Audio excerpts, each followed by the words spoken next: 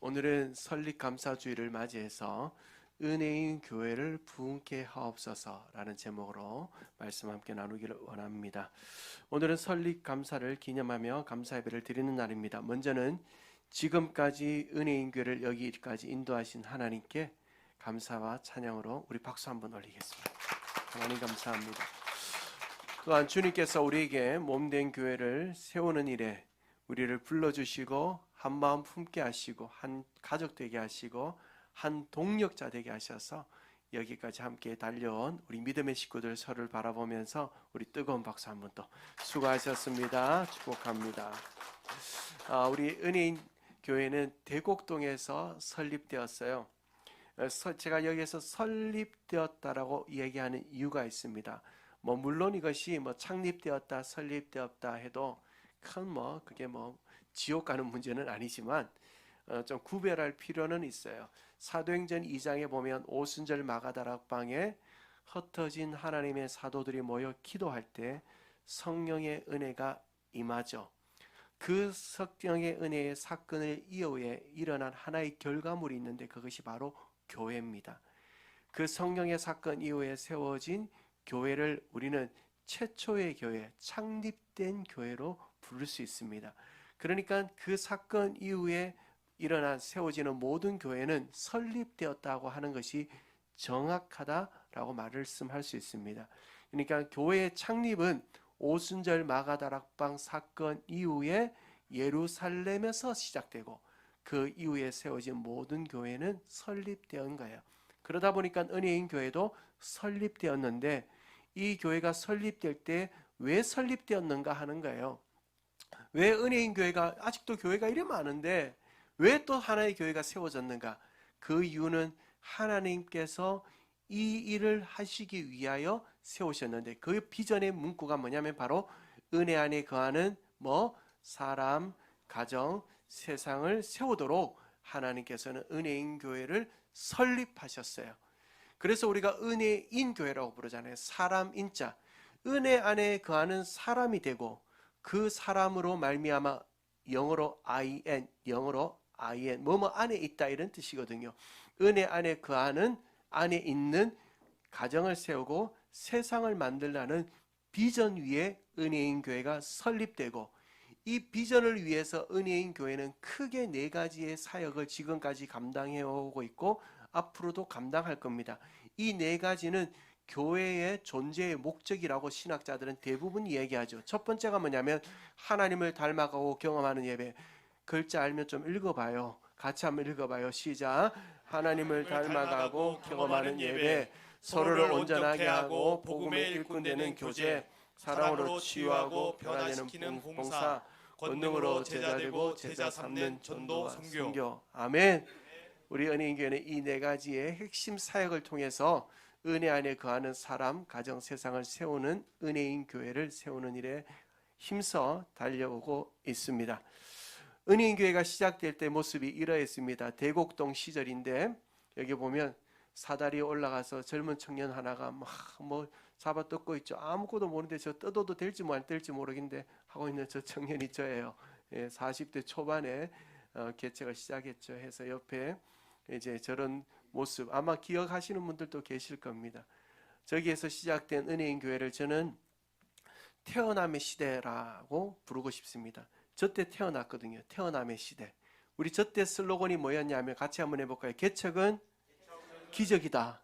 이 슬로건을 했어요. 왜냐하면 요즘 시대의 개척이라는 것이 기적 없이는 되지 않거든요. 그런데 하나님께서 그 기적을 이루셨습니다. 믿으십니까? 그래서 은혜인 교회를 하나님께서 이제 도원동으로 이동하게 하셨습니다. 이끌어 주셨어요. 이 도원동으로 온 시대를 저는 자라남의 시대라고 부르고 싶습니다. 추운 겨울에 2달 동안 공사가 진행되었어요. 교회 안에 아무것도 없었어요. 빈 건물이었죠. 오랫동안 비어있던 건물을 우리가 렌트를 하고 어떻게 구조를 잡을까? 좀 약간 좀 구조가 특이하잖아요. 뭐든지 특이한 데서 역사가 나타나는 거예요. 그래서 하나님 어떻게 이걸 할까 고민하며 또한 교회의 구조를 잡고 공간을 함께 만들어 갔습니다. 그런데 교회 공사가 다 끝나고 2월 첫째 주일날 이전 감사 예배를 드렸습니다. 그리고 나서 딱 2주 있다가 코로나 팬데믹이 찾아와 버렸어요. 참 이런 일이 있을까요? 그래서 사회와 나라, 전 세계, 특별히 교회, 그 가운데서 1만 개의 교회가 운영이 중단되는 일들이 일어난 걸 봐도 얼마나 어려운 시대를 맞았는지 우리가 알아요. 다 경험했으니까.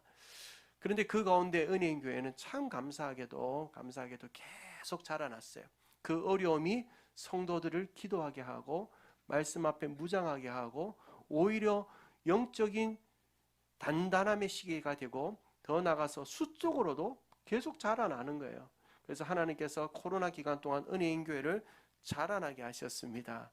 여러분, 하나님께서 하신 줄로 믿습니다. 그리고 이제 우리 어제 뭐 했습니까? 목사 위임식 그리고 취임식 했어요. 이거 나도 새삼스럽더라고요. 저도 새삼스럽게 위임식하고 또 우리 장로교에서는 거쳐가야 되는 한 과정이다 보니까 위임식하고 취임식을 했습니다. 그러니까 위취임식을 앞두고 제가 목사가 기도하지 않을 리가 없잖아요. 얼마나 기도했겠습니까? 그런데 제 마음 가운데 주시는 하나님의 마음이 있었어요. 대곡동 시절에 태어남의 시대, 도운동에 와서 자라남의 시대를 이제 거쳐 하나님께서 이제 은혜인 교회 가운데 주시고자 하는 한 시대가 있다는 강력한 마음을 품게 되고 기도하게 되고 확신하게 된 것이 있는데 뭐냐면 바로 하나님께서 이제 은혜인 교회 가운데 부흥의 시대를 주시겠다라는 거예요. 아멘이십니까? 네. 아멘 좀 해봐요. 뭐 그래 배가 아파요. 근데 여러분 부흥 생각만 해도 얼마나 좋습니까? 그런데 부흥하면 여러분 뭐가 제일 먼저 생각나십니까? 아마 오랫동안 신앙생활 하신 우리 권사님들 또 집사님들은 옛날 부흥의 생각 많이 날 겁니다. 부흥에 하면 이 사람들이 인산이네. 요즘 이제 그런 시대가 지나가고 있어요. 그래도 그런 은혜를 우리가 잊어버리면 안 되죠.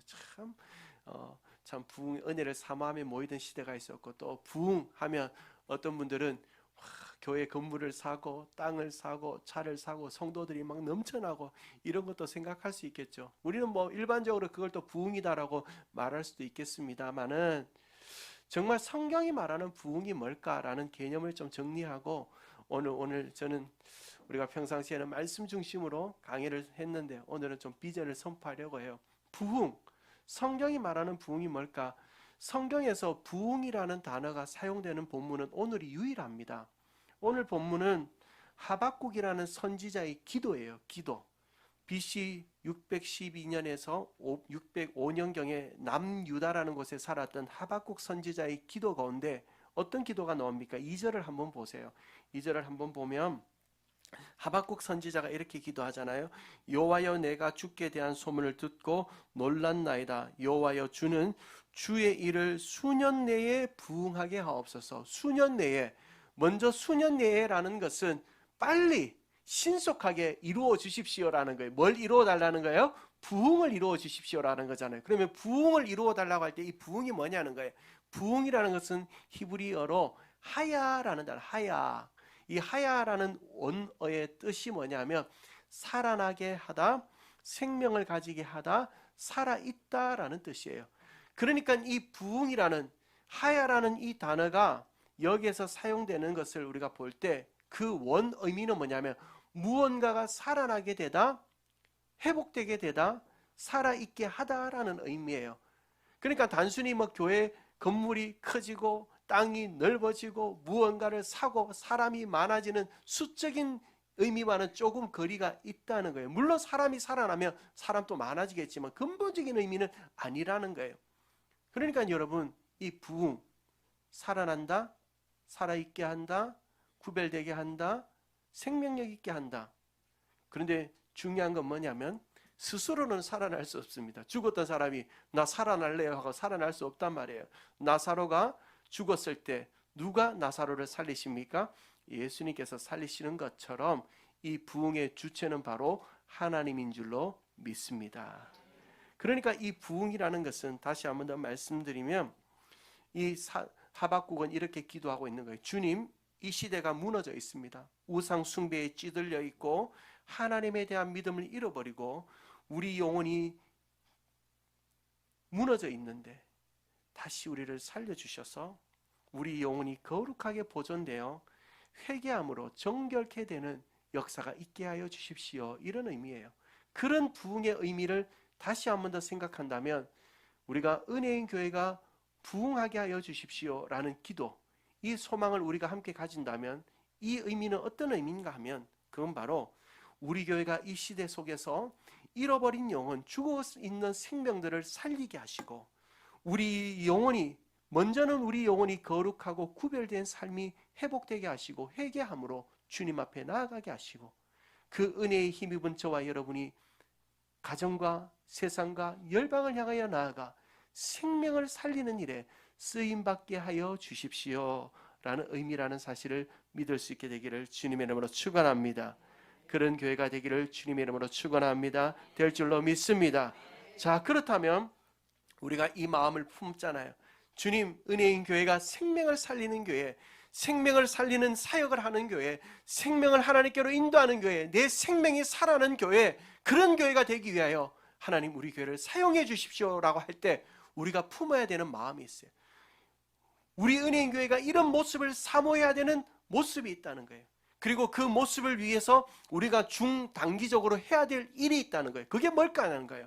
오늘 하박국 선지자의 기도를 시작으로 성경을 살펴가며 우리 은혜인 교회가 부흥케 하옵소서, 이 소망을 가지는 은혜인 교회가 추구하고 사모하고 감당해야 될 사역이 무엇인지 말씀을 통해 두 가지를 확인하기를 원하는 겁니다. 첫 번째는 생명을 치유하고 살리는 뭐 같은 교회?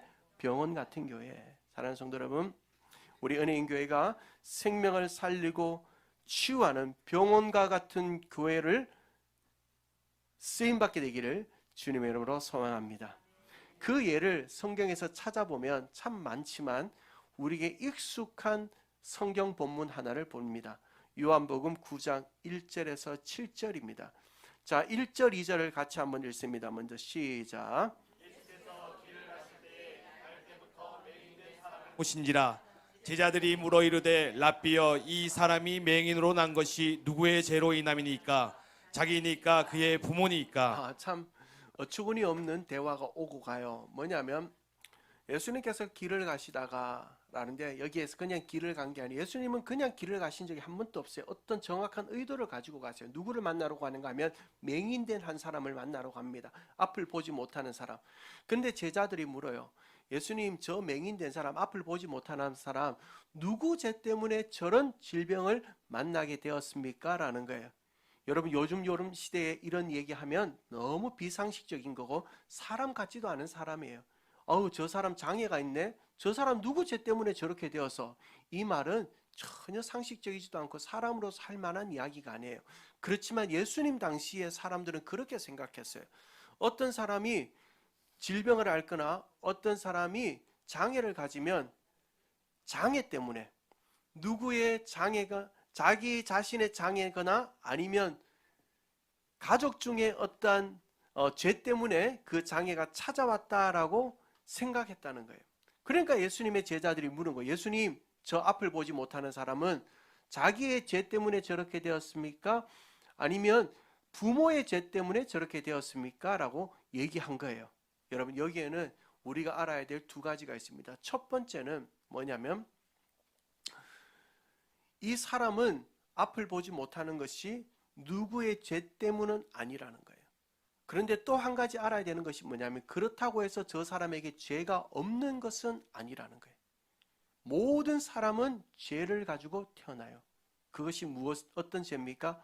원죄다라고 우리는 부릅니다. 원죄가 뭐예요? 아담과 하와가 범죄함으로 말미암아 모든 인류에게 찾아온 죄죠. 그 죄악 때문에 모든 사람은 어디에 빠지게 됩니까? 사망에 이르게 됩니다. 죄로 말미암아 사망에 이르게 되는 그 죄는 저 사람에게 있지만 그 부모의 죄나 자기 자신의 죄 때문에 저 맹인이 된 것은 아니다라는 것을 말씀해 주죠. 그러니까 예수님께서 그것을 확인하신 후에 특별한 방법으로 저 사람을 고치시잖아요. 5절 6절을 한번 보면, 5절을 보면 예수님께서 이렇게 내가 세상에 있는 동안 나는 세상의 빛이다 라고 말씀하시고 특이한 행동을 하나 하시잖아요. 이 말씀을 하시고 땅에 침을 뱉어 진흙을 이겨 그의 눈에 바르시고, 저는 이 본문을 볼 때마다 예수님이 땅에 그 흙을 진흙으로 만들려면 침을 얼마나 뱉어야 될까? 여기 참 좀 찝찝해요. 그런데 여러분 여기에서 중요한 건 뭐냐면 흙으로 무언가를 만들어 하나님의 그 사역을 감당하게 하는 기적을 이루시는 하나의 장면이 성경에도 나와요. 어디 나옵니까? 천지를 창조하실 때 사람을 뭐로 만드세요? 흙으로 만드세요. 그리고 지금 예수님께서 흙을 이겨 그 사람의 눈에 바르고 계십니다. 왜 예수님께서 이 행동을 하셨을까 하는 부분이에요. 어떤 사람은 이상한 사람들은 자꾸 예수님의 침에 집중해요. 예수님의 침에 능력이 있으니 저 침을 뱉으면 나도 능력이 나타나겠죠. 침 뱉고 다니는 사람이 있는지 모르겠지만 이 침이 중요한 것이 아니라 흙이 중요해요. 흙. 자, 이게 무슨 말씀인가 하면 이 사람은 원죄를 가지고 태어납니다. 모든 사람은 원죄를 가지고 태어납니다. 그 죄를 가진 사람은 창조주 하나님을 볼 수 없습니다. 나의 인생의 주인이 누구인지를 모릅니다. 나의 구원자가 누구인지를 모릅니다. 참된 행복이 누구 안에 있는지를 모르고 살아갑니다. 그런데 예수님께서 그 흙을 눈에 바르심으로 말미암아 눈을 뜨게 해주세요. 어떤 것에 대한 눈을? 이 흙으로 사람을 만든 사람이 창조주가 누구인지를 눈뜨게 해주세요. 그 흙을 통해서 구원자가 누구인지를 눈뜨게 해주세요. 그 흙을 바르심으로 말미암아 참된 행복을 누가 주시는지를 눈뜨게 해주시는 거예요. 이 은혜가 저와 여러분에게도 있게 되기를 주님의 이름으로 축원합니다. 자, 그런 이후에 예수님께서 어떻게 하십니까? 실로암 못에 가서 찝찝한 눈을 빨리 씻어라 하고 씻으니 육신의 질병도 치료되는 거예요. 사랑하는 성도 여러분, 이것이 어디에서 일어나야 됩니까? 교회에서 일어나야 됩니다. 여러분 믿으십니까? 은혜인 교회에 와서 여러분 가장 먼저 창조주이신 그 하나님을 믿음의 눈으로 보게 되는 구원에 이르는 눈이 열어지게 되기를 주님의 이름으로 축원합니다. 나를 만드시고 나를 가장 잘하시는 구원자, 내게 참된 만족을 주시고 행복을 주시는 분이 바로 다른 분이 아니라 예수님이라는 그 사실에 눈 뜨시는 은혜가 있게 되기를 주님의 이름으로 축원합니다. 그리고 여기에 와서 치료가 일어나야 돼요. 삶의 변화가 나타나야 됩니다. 어떤 변화요? 이 맹인이 앞을 보게 된 것처럼 게으른 사람이 부지런해져야 돼요. 여러분 믿으십니까? 예수님 제대로 만나면요, 게으른 사람이 부지런해져야 돼요. 그리고 예수님 제대로 만나면 거짓말하는 사람이 정직해집니다. 꿈이 없던 사람이 꿈이 생깁니다. 늘 고집불통이던 사람이, 불만이 가득한 사람들이 감사의 사람이 되고 겸손의 사람이 되고, 자기밖에 모르는 영지주의자들 있죠. 영지주의자들. 이 시대의 영지주의자들은 어떤 자들인가 하면 영원히 지밖에 모르는 사람들이 있어요. 이 영지주의자들이 예수님 앞에 와서 남을 알게 되고 타인을 배려할 줄 알고 가족을 생각할 줄 아는 사람이 되어야 됩니다. 뿐만 아니라 상처와 고통과 아픔으로 가득한 심령을 가진 자들이 이 자리에 와서 예수님을 만남으로 그 심령이 회복되고 치료되고, 육신의 질병을 가지고 온 자들이 말씀을 듣는 가운데 성령의 터치하심으로 그 질병이 고침받는 곳, 바로 그것이 교회인 줄로 믿습니다. 병원은 사람의 육체를 치료합니다. 그러나 교회는 영혼을 치료합니다. 영혼을 고칩니다. 영혼을 살립니다. 그것이 바로 교회요, 은혜인 교회인 줄로 믿습니다. 그래서 은혜인 교회는 예수님을 만나게 해야 합니다. 죽음의 문제를 해결해 줘야 합니다. 삶의 방향을 잡아줘야 합니다. 인생의 분명한 목적을 발견하게 해줘야 합니다. 은혜인 교회는 참된 행복이 무엇인지를 가르쳐 주어야 합니다. 바로 병원과 같은 교회, 생명을 치유하고 살리는 병원과 같은 교회, 우리 은혜인 교회가 되기를 주님으로 축원합니다. 자, 그렇다면 우리가 이제 중단기적으로 뭐 해야 되느냐는 거예요. 뭐 해야 되나? 이제 병원과 같은 교회 되려면 뭐 해야 되는가? 첫 번째는 더 말씀에 집중해야 됩니다. 사랑하는 성도 여러분, 에스겔 선지자가 마른 뼈가 가득한 골짜기에서 뼈들이 살아나는 놀라운 역사를 볼 때, 그 현장에 시작된 사건은 말씀이 임할 때 그 역사가 시작되었습니다. 여러분, 말씀은 사람을 살리는 줄로 믿습니다. 여러분, 이 시간 말씀을 듣고 있어요. 영과 혼과 골수를 찔러 쪼개는 말씀이 우리를 지금 살리고 있는 줄로 믿습니다. 그 말씀이 우리를 교훈하고 바르게 하고 의로 교육하여 올바른 길로 인도해 가는 줄로 믿습니다. 마음을 여세요. 마음을 여세요. 그래야 그 말씀이 내게 찾아 들어와 역사해요. 그래서 우리가 이 한 해도 더 말씀 앞에 집중해야 됩니다. 말씀을 읽으십시오. 말씀을 묵상하십시오. 그리고 말씀을 배우십시오. 사순절 기간 동안 여러분 성경 특강 꼭 한 가지는 신청하셔서 말씀을 배우십시오. 그때 내 영혼이 살아나고 치유되고 회복되는 역사가 있음을, 내 영혼 가운데 찾아들고 있음을 보게 될 줄로 믿습니다. 그래서 저는 특별히 원래 이 부분을 놓고 우리가 말씀을 배우기도 하고 묵상하기도 하겠지만 한 가지 사역을 좀 하려고 하는 것이 있어요. 이제 앞으로 계속 해갈 거예요. 우리가 작년에 내적 치유 수양의 세미나를 하루 동안 했습니다. 하면서 우리 박재근 장로님은 실질적인 기적의 은혜를 경험했어요. 그는 뭐 특별히 막 이런 것들 얘기해서 막 선동하고 이러고 싶지 않아요. 그냥 하나님이 하신 일이에요. 그런데 그걸 매년마다 하기는 좀 어려워요. 그래서 어떻게 하면 좋을까 생각하다가 매년 가을, 우리가 가을 부흥회 때마다 이제는 그 가을 부흥회를 회복 집회, 회복 부흥회로 해서 내 영혼을 치료하시고 내 육체를 치료하시고 내게 은혜를 주시는 하나님을 말씀 안에서 만나는 특별한 시간을 이제 매년마다 가지려고 합니다. 그 시간을 통해 하나님 우리를 만나 주실 줄로 믿습니다. 더 말씀에 집중하십시다. 또 한 가지, 우리가 이 은혜를 병원과 같은 교회가 되기 위해서 우리가 원래는 미라클의 사역을 더 확장해 가려고 합니다. 미라클 사역을 확장하는 거예요. 자, 우리 방송실에서 주무시지 말고 예, 미라클 사역을 확장해 주시면 됩니다. 자, 우리가 매년 교회에서는 10월 셋째 주, 넷째 주 주일이 되면 미라클 축제를 합니다. 새생명 전도 축제잖아요. 새생명 전도 축제인데 이 미라클, 여러분 진정한 기적이 뭡니까? 한 생명이 살아나는 일이야말로 가장 큰 기적이고 완전한 기적인 줄로 믿습니다. 우리가 그래서 미라클 축제를 합니다. 그런데 이 미라클이라는 이름을 미라클 축제에만 붙이지 않고 앞으로 우리 교회에서 일어나는 국내 선교, 해외 선교에도 사용할 겁니다. 그래서 작년 같으면 우리 고령을 다녀왔잖아요. 그게 성주입니까 장로님? 예, 성주를 다녀왔죠. 미라클 성주, 미라클 나뭇잎 하면 이제 국내 선교하는 거예요. 미라클 태국 하면 해외 선교인 거예요. 이제 모든 우리가 복음을 전하고 전도하고 선교하는 사역에 미라클이라는 이름을 사용할 거예요. 근데 원래 우리가 한 가지 미라클 사역을 확장하는데 뭐냐면 우리나라가 이제 다민족 국가입니다. 이미 우리나라는 사실은 다민족, 우리는 다밀 민족이다, 단일 민족이다 했는데 오늘만 해도 봐요. 그러니까 이래 보면요, 저 윗대에 몽골인이 있었던 분도 있어요. 일본인 사람, 우리 단일 민족 사실은 아니거든요. 중국의 얼굴도 좀 있고 있잖아요. 그런데 우리는 단일 민족 강조해 왔는데 이미 우리나라는 다민족 국가입니다. 여러 민족들이 들어와 있습니다. 그러면 우리가 그들에게 어떻게 선교를 하고 복음을 전하여 그들에게 역선교를 할 수 있을까? 그걸 우리가 인식의 전환이 필요하고 사역의 패러다임을 봐야 합니다. 그러려면 가장 좋은 나라가 하나 있는데 그게 바로 호주라고 저는 생각해요. 왜냐하면 제가 호주에서 목회하고 또 살아보니까 호주만큼 다민족이 들어와 있는 나라가 잘 없어요. 그래서 원래 미라클 오스트레일리아 시드니 브리즈번을 한번 갈 거예요. 가서 거기에서 다민족 선교에 대한 인식 전환.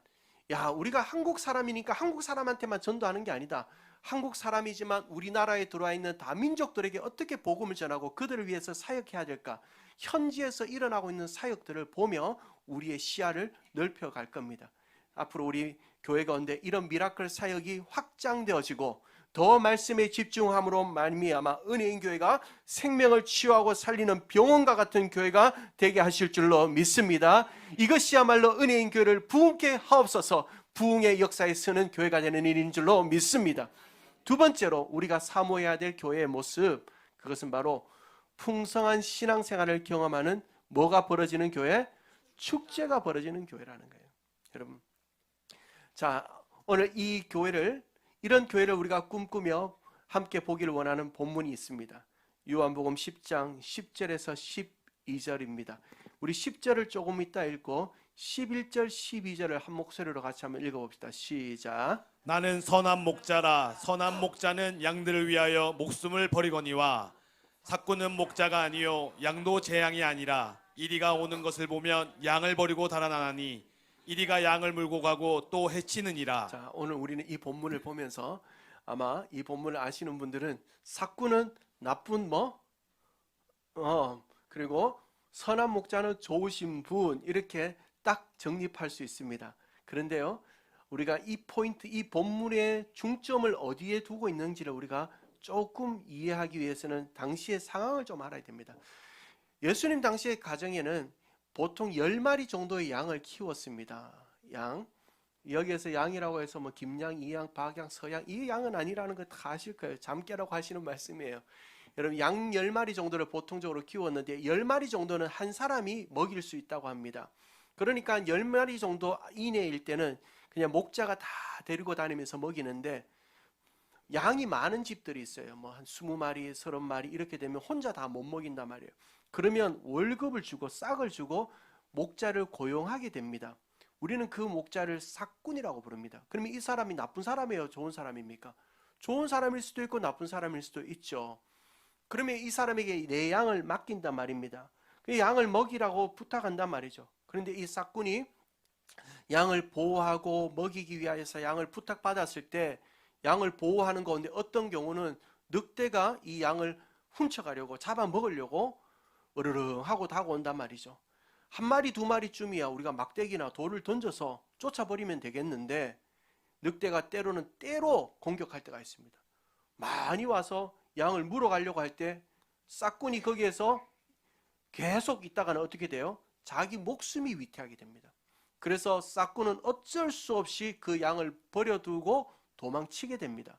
그렇다고 해서 누구 하나 그 싹군에게 저 나쁜 인간 양을 버려두고 도망하다니라고 얘기하는 사람은 없습니다. 왜냐하면 사람의 목숨이 양보다 중요하기 때문입니다. 그건 일반적인 모습이에요. 그런데 오늘 이 본문에서 예수님께서 강조하고 싶은 것은 이 싹군과는 비교되지 않는 일반적이지 않는 목자가 한 명 있다는 거예요. 이상한 목자가 한 명 있다는 거예요. 이 정신 나간 목자가 하나 있다는 거예요. 어떤 목자냐면 지 죽을 줄 모르고 자기가 죽을 줄 모르고 양을 지켜내는 목자가 있다는 거예요. 그 많은 늑대들의 그 공격에도 끝까지 양을 지켜내는 목자가 있는 거예요. 자신의 목숨까지 내어주며 양을 지키는 목자가 있다는 거예요. 그 선한 목자가 있다는 거예요. 그분이 누구라는 거예요. 그분이 누구라는 거예요. 대부분의 목자들은 양을 버려두고 도망치지만 끝까지 양을 지키는 자신의 목숨까지도 내어주는 목자가 있는데 그분이 바로 선한 목자이신 우리 예수님이라는 사실을 믿으시길 주님을 축원합니다. 그 사실을 강조해 주시는 거예요. 그래서 그분은 우리에게 뭐라고 합니까? 10절입니다. 10절 같이 한번 읽어요. 시작. 도둑이 오는 것은 도둑질하고 죽이고 멸망시키려고는 것뿐이요 내가 온 것은 양으로 생명을 얻게 하고 더 풍성히 얻게 하려는 것이다. 선한 목자이신 그분이 온 것은 우리의 생명을 지켜주시고 생명을 얻게 하시고 그 생명을 얻음으로 말미암아 그 다음에 뭘 주는 거예요? 풍성함을 주시는 거예요. 중요한 겁니다. 주님은 우리에게 구원받아 저 천국 백성 돼서 이 땅에서는 그냥 그저 그렇게 예수 믿기 전이나 예수 믿고 난 이후나 똑같은 삶을 살길 원하는 것이 아니라 생명을 얻은 이후에 풍성한 삶을 살길 원하시는 거예요. 여호와는 나의 목자시니 부족함이 없도록 하시길 원하시는 분인 줄로 믿습니다. 자, 그렇다면 여러분, 저와 여러분이 신앙생활이 어때야 돼요? 예수 믿기 전이나 예수 믿고 나서나 계속 어렵고 힘들고 마음에 불만이 가득하고 불평이 가득하고 시기하는 마음이 넘쳐나고 질투하는 마음이 넘쳐나고 감사라는 것은 찾을 수 없는 심령으로 살지 않고 신앙생활에 풍성함이 있고 만족함이 있고 그 신앙생활로 말미암아 내 신앙생활에 축제가 벌어지는 일들이 있길 원하는 것이 누구의 마음이라는 거예요? 선한 목자의 마음이라는 거예요. 그렇다면 그 삶이 어디에서 이루어져야 되는가? 교회 안에서 이루어져야 되는 거예요. 교회 안에서. 여러분이 은혜인 교회에 와서 먼저는 예수님을 만남으로 말미암아 내 영혼이 치료되고 생명을 얻어야 됩니다. 그리고 나서 그 이후에는 신앙생활의 풍성함이 여기에서 누려져야 되고 축제가 벌어지는 신앙의 삶을 살아가게 될 줄로 믿습니다. 살아야 될 줄로 믿습니다. 그리고 은혜인 교회에 오는 사람들에게 그런 삶을 제공하여 줘야 될 줄로 믿습니다. 그런 교회가 되기를 주님의 이름으로 축원합니다. 그런 교회가 어떻게 되겠냐는 거예요. 첫 번째는 진정한 가족이 되어야 됩니다. 진정한 가족. 여러분, 우리가 점점 1인 가족 시대가 늘어나고 있습니다. 이제는 우리가 가정하면 꼭 아버지, 어머니, 자녀들이 있는 이거 생각하면 되는데 그렇게 접근했다가 남한테 상처 주기가 너무 쉽습니다. 제가 언젠가 한번 가정의 달이 되어져서 좋게 예배 설교를 딱 끝난 제가 그때 설교하는 건 아니지만 담임 목사님이 설교하시고 제 메일로 컴플레인이 돌은 메일이 한 좋게 100개는 가까이 돼요. 가정의 달인데 주된 설교의 내용이 가족, 아버지, 어머니, 자녀들 여기 딱 맞춰져서 설교가 되는 거예요. 왜냐하면 그 안에는 그런 가정의 구조가 아닌 1인 가정, 또 때로는 부부가 있지 않고 혼자 어머니가 아이를 키우는 가정들도 많단 말이에요. 요즘 시대는 완전히 달라졌습니다. 가정의 문화가 달라졌어요. 그런데 그 문화가 달라지는 속에서 우리는 가족을 잃어가고 있습니다. 나 혼자예요. 혼자. 살아가면서 사람들과의 관계는 맺습니다. 그리고 아는 사람들은 늘어납니다. 그런데 정말 내 마음을 나눌 사람, 내 아픔을 나눌 사람, 내 고통을 나눌 사람이 사라지고 있습니다. 그러니까 우리가 어때요? 외로워요. 마음이 공허해요. 떠들고 놀고 웃고 차 마실 사람은 있는데 정말 내 깊은 마음에 고민을 나눌 사람이 없는 시대가 되어져 가고 있단 말입니다. 함께 아파하고 함께 기도하고 함께 기뻐하고 함께 고민도 하고 함께 삶을 살 수 있는 사람이 줄어들고 있단 말입니다. 그런 사람이 어디에서 생겨나야 될까요? 교회 와서 생겨나야 됩니다. 교회 와서. 여러분이 그런 가족을 은혜인 교회에서 만날 수 있게 되기를 주님의 이름으로 축원합니다. 그리고 그런 가족이 은혜인 교회에 오는 분들에게 여러분이 되어주시기를 주님으로 축복합니다. 한 아버지, 하나님 아버지를 같이 아버지라 부르며 그 속에서 목장으로 모여 은혜인 교회 안에 작은 교회들이 여러 교회들이 생겨나서 목장 교회 안에서 서로의 아픔을 나누고 눈물을 나누고 고통을 나누고 또한 서로가 서로에게 영적 도전을 주며 믿음 안에서 살아가는 그런 영적 가정의 풍성함이 이루어진다면 우리 은혜인 교회 안에서는 신앙생활의 풍성함과 축제가 벌어지는 교회가 될 줄로 믿습니다. 두 번째는요, 이런 교회를 사모하며 우리는 교회에서 놀자. 옆에 있는 분들에게 한번 해봐요. 교회에서 놀자. 교회에서 놀아요, 여러분. 교회에서 놀아야 돼요. 초대교회는 집에서 자주 모였죠. 그런데 집에서도 모였지만 성전에서도 많이 모였습니다. 성전에 모여 기도하고 찬양하고 또 때를 뜨며 집에서도 모였어요. 집에서 모이기 전에 성전에서 모였다는 것을 요즘 시대로 얘기하면 교회에서 모였다는 거예요. 교회에서 모이자. 교회에서 모이자. 모이려면 뭐 해야 돼요? 교회 와서 할 게 있어야죠. 놀 게 있어야죠. 저는 그래서 아마 제가 기도할 때 대표 기도를 하든 또 기도회를 인도하고 난 이후에 교회를 위해 기도할 때 이런 기도를 자주 하는 것을 여러분 들어보셨을 겁니다. 하나님, 우리 은혜인 교회가 매일마다 예배의 소리가 끊어지지 않고 기도의 소리가 끊어지지 않고 말씀을 배우고 말씀을 가르치는 소리가 끊어지지 않고 찬양의 소리가 끊어지지 않게 하여 주옵소서. 그리고 은혜인 교회 안에서 농구하는 소리가 끊어지지 않고 풋살 축구하는 소리가 끊어지지 않고 당구 치는 소리가 끊어지지 않고 탁구 치는 소리가 끊어지지 않고 뭐도 치고 싶으세요? 배드민턴 치는 소리도 끊어지지 않게 하옵소서. 은혜인 교회 안에서 공부를 가르치고 배우는 소리가 끊어지지 않게 하시고 영어도 가르치고 수학도 가르치고 여러 과목도 가르치지만 전문적인 교사들이 가르치지만 그 속에서 여호와를 경외하는 것이 지식의 근본임을 가르치는 소리가 끊어지지 않게 하여 주십시오. 전문적인 기술을 가르치는 소리가 끊어지지 않게 하여 주십시오. 우리 교회 안에도 기술을 가진 전문적인 기술을 가진 분들이 많단 말이에요. 젊은 세대에게 기술 프로팅 사역을 하는 거예요. 이런 기술을 가르침으로 말미암아 현장에서 바로 사용할 수 있는 기술을 가르쳐 사회에 진출할 수 있는 그런 사역들의 소리가 끊어지지 않게 하여 주십시오. 은혜인 교회 안에서 가족들이 함께 와서 식사하고 차 마시고 목장 식구들이 전도 대상자들이 불러 차도 마시고 식사도 하며 담소도 나누게 하시고 우리 또 교회 안에 농장을 하시는 분들 또 전문적으로 농사하는 분들도 계시잖아요. 그분들이 재배한 좋은 양질의 채소들을 가지고 와서 또 반찬도 만들어 와서 그들을 저렴하게 팔고 그것들을 많이 먹으며 또한 쇼핑할 수 있고 교회 와서 함께 즐길 수 있는 그런 일들이 일어나게 하시고 교회 안에서 생일 파티도 열어지고 칠순 파티도 열어지고 드레스 파티도 열어지고 교회 안에서 각 부서 각 호실에서 파티가 열어져서 신앙 안에서 교회 안에서 영적인 가족들과 함께 파티하는 것이 이렇게 기쁘구나 하는 영광을 누리게 하시고 어른들이 아침에 교회 와서 복지관에서 어른들이 아침부터 교회 전문 손길들을 통하여 섬김을 받고 그들이 하루를 마치며 귀가할 때는 교회 다음 세대들 오늘 우리 권사님들에게 15분들에게 교회 15분 권사님들에게 앞으로 우리 다 기도 후원 카드를 다 주거든요. 그러면 매일 아침마다 기도한단 말이에요. 그것처럼 우리 교회 다음 세대를 위하여 복지관에 오신 어른들이 기도하게 하시고 또한 장애인 사역과 복지 사역을 통해서 지역 사회에 하나님의 영향력을 미쳐 우리 교회, 우리 지역에, 우리 마을에, 우리 동네에 은혜인 교회가 있어서 골칫덩어리다. 저 은혜인 교회 때문에 우리 마을이 골칫덩어리가 아니라 복덩어리가 되게 하여 주옵소서 기도하고 있어요. 여러분, 이 모습이 보입니까? 착한 사람에게만 보이는 거예요. 여러분, 자, 그렇다면 이 날을 위해서 하루아침에 되는 건 아닙니다. 이 날을 위해서 우리가 원래 해야 될 것들이 있어요. 우리 장로님들, 우리 앞선 리더들 좀 잘 들어주세요. 우리 다음 세대들이 놀 수 있는 공간을 좀 마련해 주면 좋겠어요. 뭐 특별히 뭔가를 다 하지 말고 여기에서 어떻게 하면 우리가 조금 기성세대들이 조금 불편해도 우리 다음 세대 아이들, 어린아이들이 여기 와서 마음껏 뛰고 놀고 갈 수 있는 공간을 마련해 줄 수 있을까? 그리고 우리 청년들, 하이전 마을들이 예배 끝나고 나서 목장 모임을 해야 됩니다. 지금 목장 모임 때문에 지금 예배 마치고 식사 모임뿐만 아니라 목장 모임 때문에 곤욕을 지금 치르고 있잖아요. 정말 중요하거든요. 이 목장 모임, 말씀을 듣고 말씀을 나눠야 그 속에서 성숙이 일어나고 성장이 일어난단 말이죠.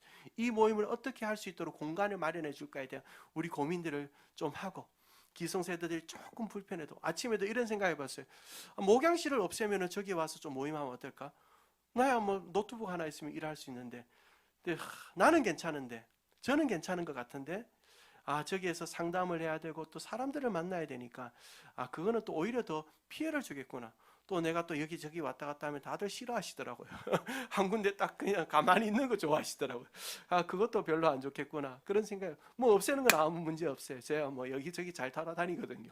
근데 어쨌든 그런 생각하면서 우리가 불편한 거 조금 감안하더라도 우리 다음 세대, 우리 청년 세대들이 어떻게 교회 안에서 교회 와서 놀 수 있는 환경을 만들 수 있을지, 우리 청소년과 대학생들을 위한 사역들을 어떻게 우리가 이뤄낼 수 있을지, 우리가 그거 원래는 같이 좀 고민하면 좋겠어요. 교회 와서 놀 수 있도록 우리 청년들이, 다음 세대들이, 또는 우리 장년 세대들이 그런 교회가 된다면 우리 은혜인 교회가 신앙의 풍성함을 경험하고 축제가 벌어지는 교회가 될 줄로 믿습니다.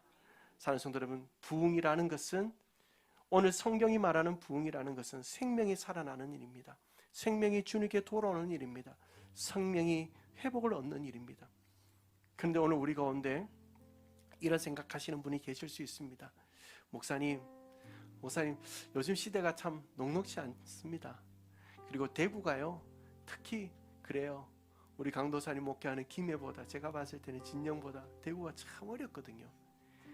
목사님 참 세상에 가서 살아보세요.